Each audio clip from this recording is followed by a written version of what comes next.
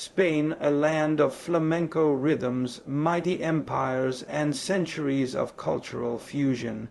In this video, we journey through the vibrant and complex history of Spain, uncovering how ancient civilizations, Muslim rule, and the rise of the Spanish Empire shaped one of the most influential nations in world history. From the Golden Age of exploration to civil war and beyond, Spain's story is filled with triumph, turmoil, and transformation. Whether you're a history lover or just curious about how Spain became the country we know today, this is a tale you don't want to miss. The story of Spain begins long before written history, deep in prehistory, when early humans first walked the Iberian Peninsula. Archaeological discoveries like the Atapuerca cave systems in northern Spain reveal fossil evidence of human presence dating back over 1 million years, including remains of Homo antecessor, one of Europe's earliest known human species. As millennia passed, different prehistoric cultures thrived. The Iberians, a native people of eastern and southern Spain, developed advanced settlements, agriculture, and metallurgy by the first millennium BC. In the northwest and central regions, Celtic tribes established their own warrior societies and left behind massive stone fortresses called castros, particularly in modern-day Galicia and Asturias. The Iberians and Celts coexisted, and in some areas their cultures merged into what historians call the Celtiberians. Meanwhile, Spain's strategic location attracted foreign traders and settlers from across the Mediterranean. The Phoenicians, a seafaring people from the eastern Mediterranean modern Lebanon, established trading colonies along the southern coast, most notably Gadir present de Cadiz, founded around 1100 BCE. They brought with them advanced navigation techniques, writing systems, and trade goods, and they heavily influenced native cultures. Following the Phoenicians, the Greeks arrived, founding trading posts such as Emporian modern Impuries on the northeast coast.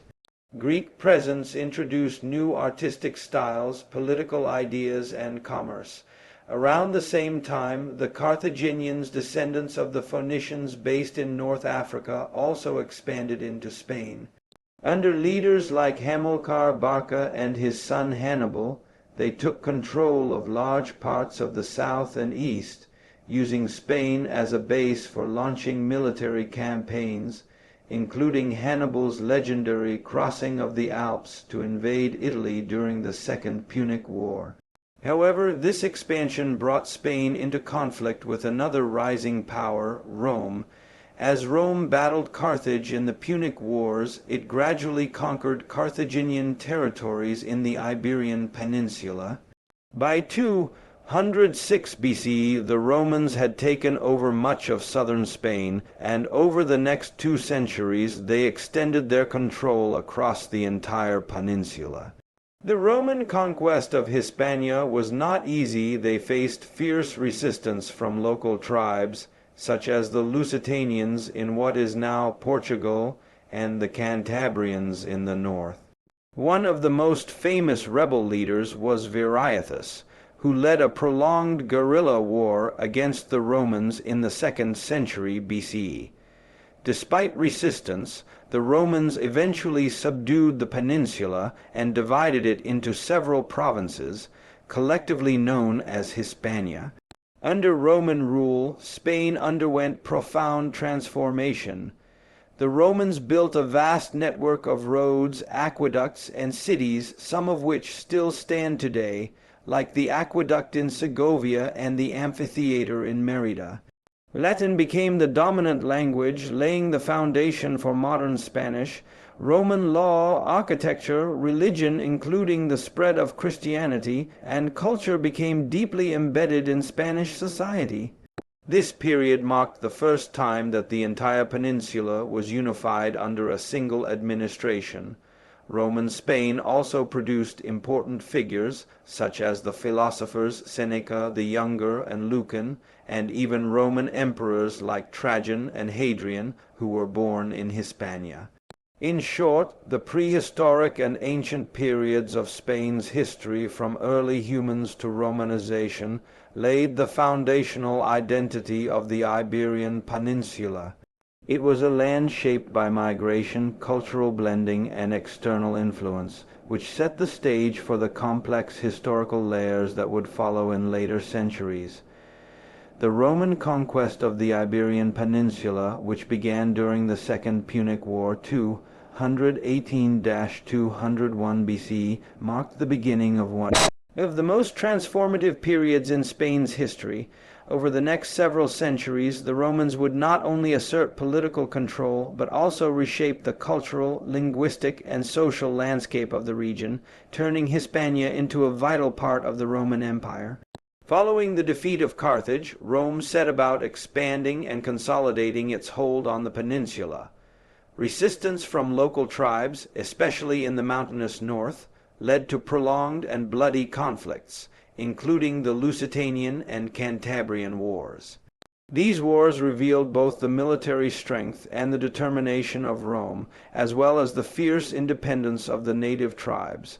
Eventually, by the late 1st century BC, Rome had completed its conquest, and Hispania was fully integrated into the empire. The Romans organized Hispania into provinces, initially Hispania Citerior and Hispania Ulterior, later reorganized under Emperor Augustus into Baetica, Lusitania, and Tarraconensis. Each province was administered by Roman officials, with cities gaining special legal status, such as municipia or coloniae, depending on their level of integration and privileges within Roman law. One of the most lasting contributions of Rome to Spain was the introduction of Latin, which gradually supplanted the indigenous languages. Over time, Latin evolved regionally, eventually giving birth to the Spanish language Castilian, as well as Catalan and Galician. The Romans also brought a common legal framework, the Roman Legal Code, which laid the foundation for much of Spain's legal traditions today. Roman engineering and architecture left a massive imprint. They built extensive networks of roads like the Via Augusta, connecting major cities and facilitating trade, communication, and military movement. These roads were so well constructed that many of their routes are still in use today. Aqueducts, such as the awe-inspiring one in Segovia, supplied cities with fresh water, while amphitheaters, forums, and temples brought Roman civic life to every corner of the peninsula. Towns like Tarraco Tarragona, Imerida Augusta Merida, and Corduba Cordoba became major urban centers. Economically, Roman Hispania flourished. The region was rich in natural resources such as gold, silver, copper, olive oil, and wine. Roman authorities developed extensive mining operations, particularly in the northwest, like the vast complex at Las Medulas, and exported these resources throughout the empire. Agriculture also expanded, using Roman irrigation techniques and farming methods. Culturally, Hispania became a melting pot where Roman customs blended with local traditions. Religion, initially a blend of Roman and indigenous deities, later gave way to Christianity, which spread rapidly from the 2nd century CE onward. By the 4th century, Christianity had become the dominant faith, and Hispania contributed to early Christian thought and leadership. Hispania also produced influential individuals on the Roman stage. Seneca the Younger, a Stoic philosopher and advisor to Emperor Nero, was born in Corduba. Two of Rome's greatest emperors, Trajan and Hadrian, were born in Italica, near modern-day Seville, showcasing how integrated Hispania had become in the empire's political elite. By the late 4th and early 5th centuries, as the Western Roman Empire began to decline, Hispania remained a vital region, though increasingly vulnerable to external threats. Eventually it would fall to Germanic tribes such as the Visigoths, marking the end of Roman rule but not the end of Rome's legacy. The Roman period in Spain was not just about conquest, it was about transformation. The infrastructure, language, legal system, and cultural norms introduced by the Romans formed the backbone of Spanish civilization for centuries to come. Even today, Spain's cities, roads, languages, and laws still echo with the influence of the Roman Empire. The early 8th century marked a dramatic and pivotal shift in the history of the Iberian Peninsula. In 711 AD, Muslim forces from North Africa, primarily Berbers under the command of Tariq ibn Ziyad, crossed the Strait of Gibraltar and defeated the Visigothic king Roderick at the Battle of Guadalete. This single event marked the beginning of over 7 centuries of Islamic presence in what would come to be known as Al-Andalus. The Islamic conquest of the Iberian Peninsula was remarkably swift. Within just a few years, Muslim forces had taken control of most of the territory, reaching as far north as modern France before being halted at the Battle of Tours in 732. What followed in Iberia was the establishment of a rich, dynamic, and multi-ethnic civilization that would become one of the most remarkable in medieval Europe. At its peak, Al-Andalus represented not only a political entity but also a beacon of culture, science, and religious coexistence. Under the Umayyad Caliphate, which shifted from Damascus to Cordoba after the Abbasid Revolution, Muslim Spain flourished. In 756, Abd al-Rahman I, a surviving Umayyad prince, established the Emirate of Cordoba, laying the foundation for a powerful and stable Muslim rule. In 929, his descendant Abd al-Rahman III elevated Cordoba to the status of a caliphate, asserting independence from Baghdad and turning the city into one of the most advanced and populous cities in the world. Cordoba during this time became a hub of learning, culture, and trade. With paved streets, public baths, libraries, and universities, it was a shining contrast to much of Europe, which was then mired in feudal conflict and instability. The city's great mosque of Cordoba la Mezquita remains an architectural masterpiece, symbolizing the grandeur of Al-Andalus. One of the defining features of Al-Andalus was its religious and ethnic diversity. Muslims, Christians Mozarabs, and Jews Sephardim coexisted under Islamic rule, often in relative peace, especially during the Caliphate period. This convivencia coexistence allowed for the cross-pollination of ideas in science, medicine, philosophy, and the arts.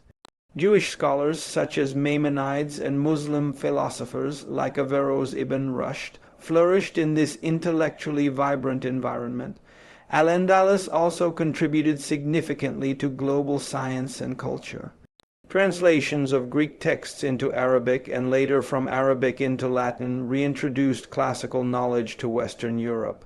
Developments in mathematics, astronomy, medicine, and philosophy from Al-Andalus influenced the European Renaissance centuries later. However, the unity of Al-Andalus was not to last. Following the collapse of the Caliphate of Cordoba in 1031, the region fractured into numerous independent kingdoms known as taifas. These small, often competing states were more vulnerable to external threats, particularly from the north where Christian kingdoms like Leon, Castile, and Aragon were growing in power and launching efforts to reclaim territory in what became known as the Reconquista. Though briefly revitalized by North African dynasties such as the Almoravids and Almohads, Muslim power in Spain continued to decline. By the 13th century, most of the Iberian Peninsula had been recaptured by Christian forces, leaving only the southern kingdom of Granada under Muslim control. The Nasrid dynasty in Granada maintained an independent Muslim state from 1238 to 1492, building the breathtaking Alhambra Palace, a lasting symbol of Islamic art and architecture. But Granada's fall to Ferdinand and Isabella in 1492 brought an end to Al-Andalus the same year Columbus set sail for the New World.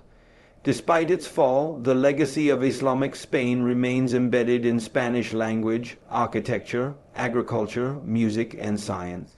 Words of Arabic origin abound in Spanish. Architectural styles like Mudejar reflect Islamic influence, and many modern ideas in medicine and philosophy trace their lineage to this golden era. Al-Andalus stands as a remarkable chapter in Spain's history, one of cultural fusion, intellectual brilliance, and profound influence on both Europe and the Islamic world.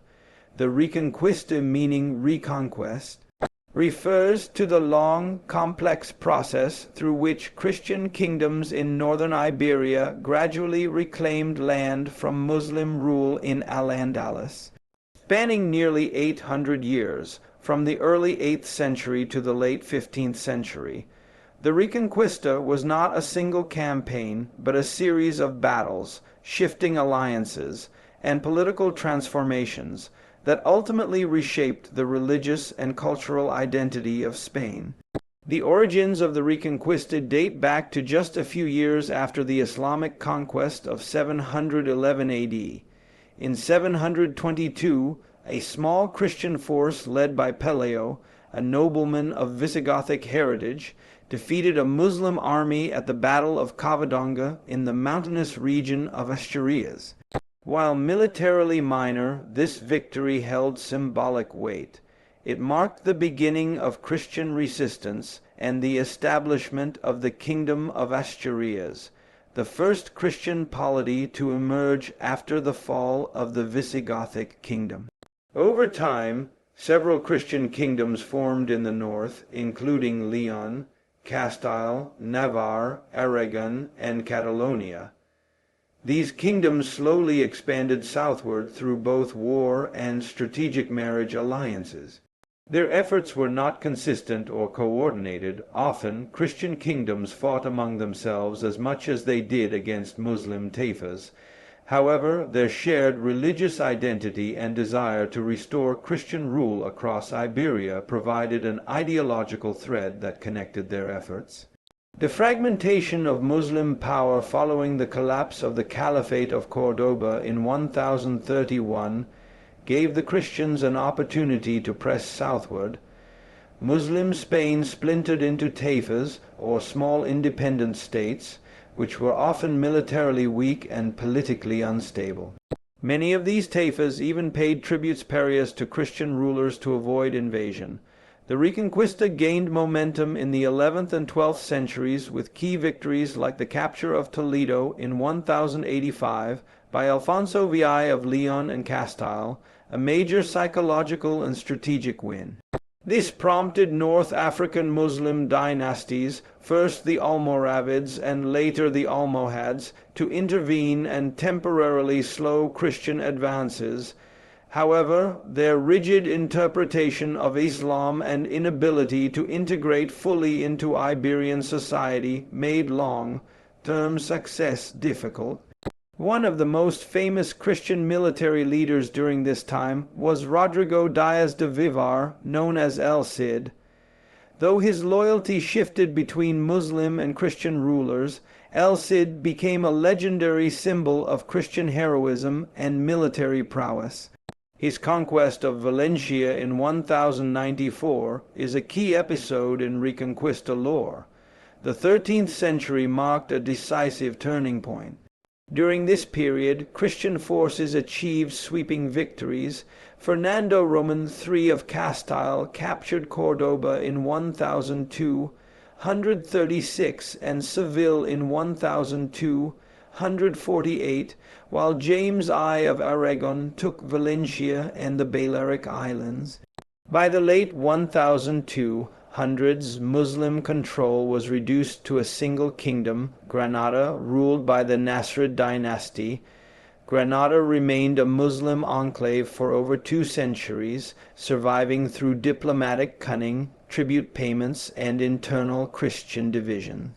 However, the marriage of Ferdinand of Aragon and Isabella of Castile in 1469 united two of the most powerful Christian kingdoms under one crown, forming the foundation of a unified Spanish monarchy.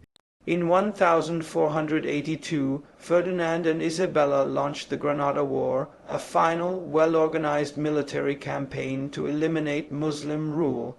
After 10 years of siege and skirmishes, the city of Granada surrendered on January 2, 1492, to the Catholic monarchs. This victory ended Muslim political power in Iberia and marked the official conclusion of the Reconquista. The same year, Spain began a new chapter with the expulsion of Jews, the persecution of Muslims, and the voyage of Christopher Columbus, signaling both religious uniformity at home and imperial ambition abroad. The Reconquista had profound consequences. It not only consolidated Christian rule, but also paved the way for the Spanish Inquisition and the rise of Spain as a global empire. The Reconquista remains a defining chapter in Spanish identity, often celebrated in national mythology but also recognized for its religious intolerance and forced conversions. Its legacy is still felt in Spain's cultural memory, architecture, and regional politics.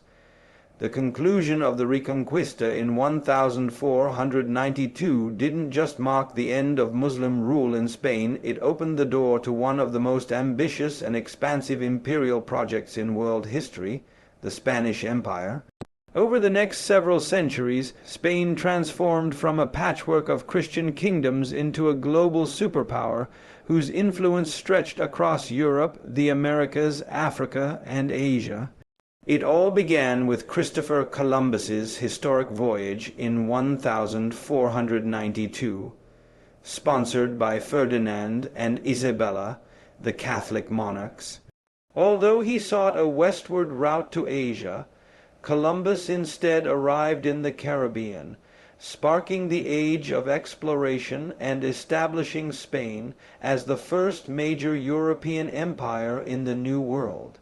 His landing initiated a wave of expeditions that would soon bring vast swaths of the Americas under Spanish control. During the early 16th century, Spanish conquistadors embarked on daring campaigns of exploration and conquest. Hernán Cortés defeated the powerful Aztec Empire in modern-day Mexico in 1521, while Francisco Pizarro brought down the mighty Inca Empire in Peru in 1533. These conquests were often brutal, marked by violence, disease, and exploitation, but they brought immense wealth and prestige to Spain. By the mid-1500s, the Spanish Empire had grown into a vast transatlantic network of colonies. Spain established viceroyalties to administer its territories, the Viceroyalty of New Spain, Mexico, and Central America, and the Viceroyalty of Peru, South America, among others. Spanish galleons loaded with gold, silver, sugar, and other valuable commodities sailed across the Atlantic and Pacific, creating an early version of globalization. At the heart of this expansion was Seville, a city granted a monopoly on trade with the Americas. From here, the Casa de Contratación managed maritime affairs, while the Spanish Inquisition enforced Catholic orthodoxy both at home and abroad. The spread of Christianity was a major imperial goal, and Spanish missionaries played a significant role in converting indigenous populations throughout Latin America. Meanwhile, in Europe, Spain became the leading power on the continent. Charles V, grandson of Ferdinand and Isabella, inherited a sprawling realm that included Spain, the Netherlands, parts of Italy, Austria, and the Holy Roman Empire. His son, Philip Roman II, ruled during Spain's Golden Age, presiding over a flourishing cultural renaissance with artists like El Greco and writers like Cervantes. Philip Roman II also led Spain into costly wars, most notably against Protestant England. In 1588, Spain launched the Spanish Armada, a massive naval fleet intended to invade England. The mission ended in disaster, marking the beginning of Spain's gradual decline as the dominant European power. Despite military setbacks, Spain maintained its empire through the 17th and early 18th centuries. The wealth from its colonies funded magnificent architecture, supported scientific research, and contributed to a blossoming of Spanish Baroque culture. But with this wealth came problems. Inflation, economic mismanagement, and social inequality weakened Spain's economy and state institutions. By the early 19th century, inspired by Enlightenment ideals and independence movements across the Atlantic, Spain's colonies began to revolt. Between 1810 and 1825, most of Latin America had achieved independence, ending centuries of Spanish colonial rule in the Americas. Spain retained only a few overseas territories like Cuba, Puerto Rico, and the Philippines, which it eventually lost in the Spanish-American War of 1898. The fall of the empire marked the end of Spain's global dominance, but not its legacy. The Spanish Empire fundamentally shaped the modern world, spreading the Spanish language, Catholic faith, and European legal systems across vast regions. Today, more than 20 countries speak Spanish, and many share historical, cultural, and religious ties that trace back to the age of empire.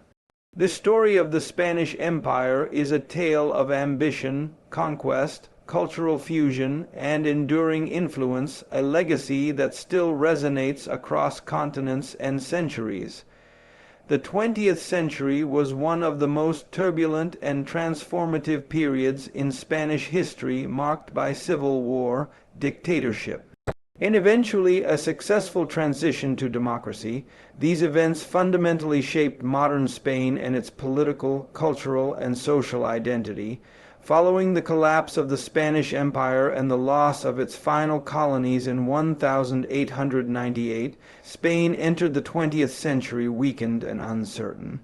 Deep divisions between conservatives and progressives, monarchists and republicans, the church and secularists, and rural landowners and urban workers created a tense and unstable political environment. In 1931, after the fall of the monarchy, Spain established the Second Republic, a democratic regime that promised sweeping reforms. These included land redistribution, educational modernization, women's suffrage, and the separation of church and state. However, these changes ignited fierce opposition from conservative factions, the Catholic Church, and military elites. At the same time, left-wing movements, including socialists and anarchists, pushed for even more radical reforms, further polarizing the country. This growing ideological rift erupted into the Spanish Civil War in 1936. When a group of military officers led by General Francisco Franco launched a coup against the Republican government. What followed was a brutal and bloody three-year conflict between the nationalists Franco's forces and the Republicans, a coalition of left-wing and pro-democracy groups. The war quickly drew international attention. Nazi Germany and Fascist Italy supported Franco with weapons and troops, while the Soviet Union backed the Republicans. Thousands of foreign volunteers joined the conflict, including members of the international brigades, but despite their efforts, the nationalists steadily gained ground. The war claimed the lives of over 500,000 people and devastated the country. In 1939, Franco emerged victorious, and the Second Republic was dissolved. What followed was not peace, but the imposition of a military dictatorship that would last for nearly 4 decades. Under Franco's regime, Spain was ruled with an iron fist, political opposition was crushed, censorship was widespread, and dissidents were imprisoned or executed. The regime restored close ties with the Catholic Church and promoted a centralized, authoritarian nationalism that suppressed regional identities, especially in Catalonia and the Basque Country. While Spain remained neutral during World War II, Franco's government was ideologically aligned with Axis powers. After the war, Spain became diplomatically isolated until the Cold War shifted Western priorities. The U.S. and NATO came to view Franco as a useful anti-communist ally, and in the 1950s, Spain began to receive international aid and investment, sparking gradual economic modernization. By the 1960s, Spain was experiencing rapid industrial growth and tourism booms, but the dictatorship remained rigid and repressive. Franco ruled until his death in 1975, after which Spain faced a critical crossroads, collapse into chaos or transition to democracy. In a remarkably peaceful shift, Spain chose the path of reform. King Juan Carlos I, whom Franco had named as his successor, defied expectations by supporting democratic change. With broad consensus from former regime officials, opposition groups, and regional leaders, Spain crafted a new constitution in 1978, establishing a parliamentary monarchy and guaranteeing civil liberties, regional autonomy, and political pluralism. The new democratic Spain faced early challenges, including attempted military coups, economic crises, and separatist violence, most notably by the Basque group ETA. However, the country stayed the course. Over the next few decades, Spain evolved into a stable democracy and became a member of the European Union and NATO, embracing a modern identity both politically and culturally. Today, Spain's democracy is considered one of the most successful transitions from authoritarian rule in modern history. Though debates over Catalan independence, economic inequality, and historical memory remain, Spain has emerged as a vibrant, democratic nation with a deep respect for civil rights and cultural diversity. The journey from civil war and dictatorship to democracy is one of Spain's most defining and inspiring stories, a testament to resilience, reform, and the enduring power of democratic ideals.